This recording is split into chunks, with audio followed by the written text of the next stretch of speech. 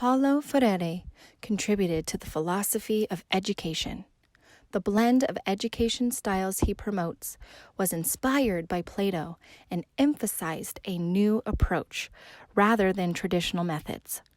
He criticized the banking concept of education, in which students are looked at as empty vessels to be filled with information by their educators. We will be exploring the banking concept and how our education system today is still following this methodology. Freire believed that this concept attempts to control thinking and creative power.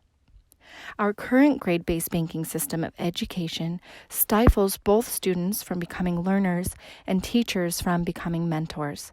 Students sitting and listening to a teacher lecture about the reading can glean some new information, but this is essentially a rehashing of what they have already read, albeit in more concise manner. If the students do the required reading outside of class and are able to spend class time actively engaging with and asking questions of their teachers and peers, they will have a much stronger chance of benefiting from group understanding, and this social approach to learning will engender their ability to think critically and creatively when it comes to problems. When should critical thinking in children start? Children are typically introduced to a critical thinking method in middle school or high school. Public schools do not offer a program to help children develop this skill in early years. Problem-posing education is the path to critical consciousness. This term was coined by Brazilian educator Paulo Freire in his book Pedagogy of the Oppressed. The method refers to teaching that emphasizes critical thinking for the purpose of liberation. The book, Critical Thinking in Young Children, presents. The question at issue, then, is whether this process can begin in early childhood classrooms and how it can begin in such a way as to make critical thinking a lifelong tool for managing change and diversity. The education system today does not focus on adapting into a problem-posing education, and the banking concept is most commonly used. Here's an example of how the banking concept was used. I interviewed my mother, Deborah Day. Here is her response to the banking concept. I moved around so much as a child. I went to 26 different schools from age 5 to 12. There were huge gaps left out of my education. I relied on the banking concept to get through school. Memorization was all I had. I dropped out of high school, got my GED, and graduated summa cum laude from Boise State. Memorization got me through college. I never learned how to use critical thinking. Deborah Day.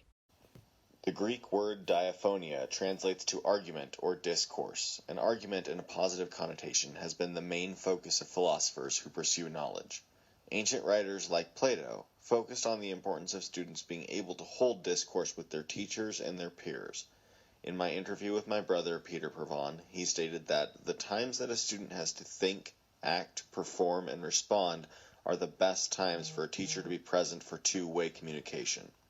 If students are assigned reading outside of class and allowed to engage in discourse during class time, they will be better able to develop their understanding of the reading, and this verbal intercourse will allow students to expand their creative and critical thinking abilities. We are mired in a current system that encourages civil attention, listening to answer questions, but doing nothing else. Dr. Howard discusses remedies in his article on facultyfocus.com. In one method, a teacher develops discussion topics which accompany out-of-class reading and would be the focus of in-class activities, so that students can capitalize on having input from and discourse with their peers and teachers. The other method helps to encourage interaction from shyer, more introverted students that might not otherwise engage in class interaction.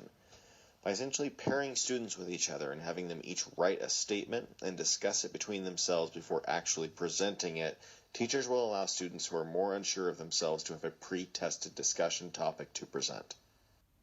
My English teacher, Marie McCulloch, stated that the detrimental banking method in education focuses on grades. This keeps students from actually learning the material and becoming a better learner. They are not focusing on the true purpose of college. Further, my mother stated that some of the information we memorize will never assist us in our life. The banking method is not efficient as it is filling students' heads with unnecessary information. An article by Professor Heckman discusses how the modern education is not testing, recognizing, or developing any of the non-cognitive skills that are crucial for success. This is depriving students of the basic recognition of one's character, and it's producing unprepared and underdeveloped students. Instead, Heckman believes that to change this, education must include social and emotional learning, measure the full range of skills, and incorporate early childhood development, and this will, in turn, produce lifetime learning. There is a natural curiosity humans have about the world that drives us to discover new things. It seems that when we go to school, we lose this curiosity, but we actually don't. The current education system suppresses students into memorizing and regurgitating mostly useless information. But I believe if we flipped our system around to have students take responsibility and control of their own education, these young adults will develop the critical and creative thinking skills that are required in the fields of their choice. I interviewed my coworker Sunny, and he said that his primary education in India worked in this way, and that the majority of students are able to develop these skills before high school. The banking system of education described by Paulo Freire is hindering modern students from becoming true learners, obtaining lifelong goals, and developing the actual character of a student. The current education system neglects to recognize, incorporate, and develop both non-cognitive and critical thinking skills into the curriculum to prepare students to become leaders of the future. The system needs to be flipped on its head by providing students greater time to engage their teachers and each other in meaningful conversation to develop and test their character, creativity, and critical thinking skills. This will in turn provide a better foundation for lifelong learning, growth, and discovery, both in their professional work and social lives. As Sanders stated in Becoming a Learner, striving to be a learner gives great power, tremendous control over how you learn, who you become.